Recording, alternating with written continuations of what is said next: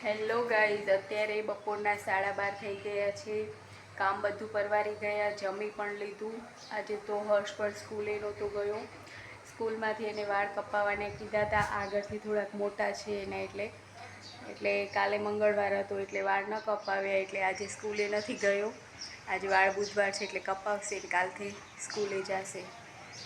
એટલે જમવાનું પણ બનાવી લીધું ને જમી પણ લીધું છે. ફ્રી થઈ ગયા છીએ, હવે સૂઈ જઈશું, બપોરના જરાક આરામ કરશું. હવે આ જો ગાઈસ, પહેલાં આ જગ્યાએ એક બોટલમાં ફુદીનો વાવ્યો હતો ને ઘરે ગયા એટલે એકદમ સુકાઈ ગયો. પછી પાણી પણ આપ્યું થોડાક દિવસ, પણ પાછું લીલો થયો નહીં. એટલે મારા હસબન્ડ આ પાછી એક ડોલ લઈ આવ્યા ને એના અંદર કાણા ને એવું કરીને કંપનીમાંથી બીજો ફુદીનો લાવી અને વાવ્યો છે. આપ જોઈ શકો છો. હવે તો લગભગ લીલો જ રહેશે, કેમ કે અહીંયા જ રહેવાનું, પાણી બધું આપશું એટલે. ને અહીંયા તુલસીમાં હતા એ પણ સુકાઈ ગયા હતા એટલે કાઢી લીધા છે. ને આ અજમો છે એ તાજો થાય છે. હવે અજમો સરસ થઈ આવ્યો છે.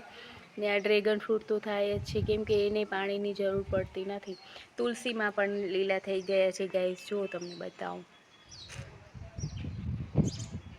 2 દિવસ પાણી પણ નહોતું આવતું, આજે પાણી આવ્યું એટલે બધું મોટરથી ભરી લીધું છે પાણી. ટાંક્યું બાંક્યું બધું ભરાઈ ગયું છે આજે તો, એટલે હવે વળી 2 દિવસ વાંધો નહીં આવે. બાકી આ ઉનાળો છે એટલે પાણીનો બહુ જ પ્રોબ્લેમ રહે છે.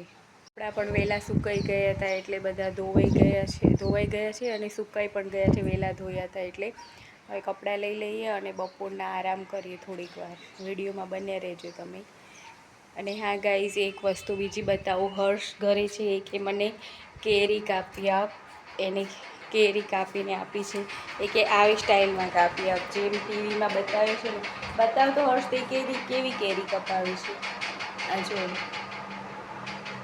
2 ચીરો એવી રીતના જ કપાવી છે એને મારા પાસે.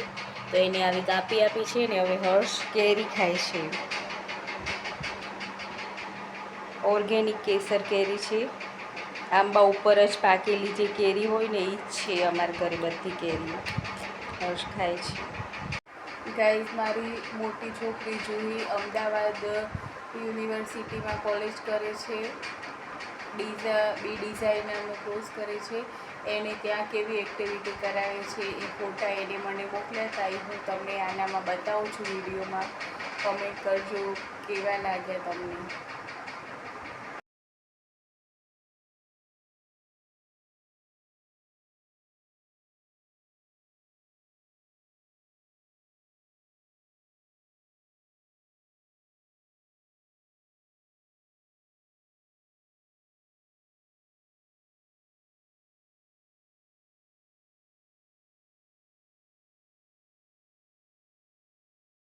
મારી જુહીને એના ત્યાં ક્લાસમાં યુનિવર્સિટીમાં આવી બધી એક્ટિવિટી કરાવે છે.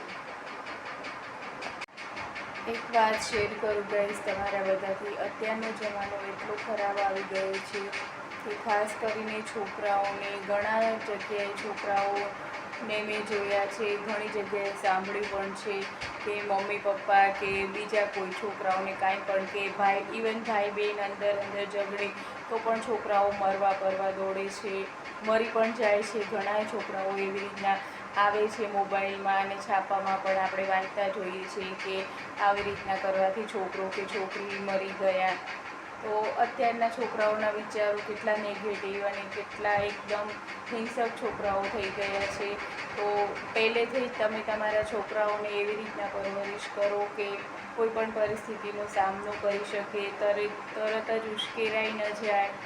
એવી રીતના તમે એ લોકોને નાનપણથી જ સમજાવશો, સાચવશો તો થોડા મોટા થશે તો તમારે જ એ વેગરવું નહીં પડે અને બીજા કરતાં તમારો છોકરો સ્ટ્રોંગ બનશે. તો આવી વાત તમને બધાને સારી લાગે તો જીવનમાં ઉતારજો. મને અચાનક વિચાર આવ્યો એટલે થયું કે તમારા બધા લોકો સાથે શેર કરું. ઘણી જગ્યાએ આપણે સાંભળતા હોઈએ છીએ, જોતા હોઈએ છીએ કે ભાઈ બહેન ઝઘડ્યા કે મમ્મીએ કાંઈ કીધું, પપ્પાએ કાંઈ કીધું તો છોકરો તરત જ મરવાને ભરવા દોડે છે. અત્યારના છોકરાઓના આવા ખરાબ વિચારો થઈ ગયા છે. તો તમે તમારા છોકરાઓને સારા સંસ્કાર આપો. તો ગાઈઝ, આજના આવા સારા વિચારો સાથે વિડીયોનો એન્ડ કરું છું. મારા વિડીયોને લાઈક શેર સબસ્ક્રાઈબ કરજો, ચેનલને કમેન્ટ કરજો ચોક્કસથી કે મારા વિચારો તમને કેવા લાગે છે. Bye bye guys.